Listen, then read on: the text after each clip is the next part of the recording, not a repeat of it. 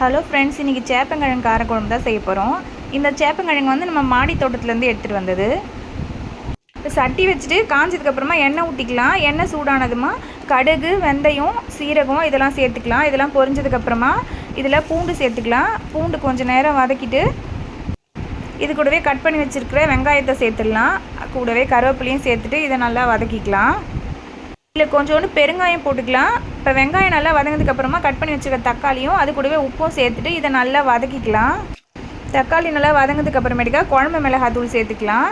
குழம்பு மிளகாத்தூள் சேர்த்து ஒரு கலரிட்டு அதுக்கப்புறமா வேக வச்சு வச்சுருக்கிற சேப்பங்கிழங்க இது கூட சேர்த்துட்டு இதையும் நல்லா கலந்துட்டு, இப்போ புளி வந்து கரைச்சி வச்சுருக்கேன், அதையும் இது கூட சேர்த்து கலந்துக்கலாம்.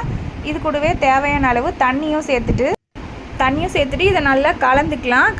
கலந்துட்டு இது கூடவே ஒரு பச்சை மிளகாவை 2 உடச்சி போட்டுட்டு கருவேப்பிலை கொத்தமல்லியும் தூவிட்டு இதை மூடி வச்சுக்கலாம். நல்லா கொதிச்சு திக்கானதுக்கப்புறமா உனக்கு குழம்பு ரெடி.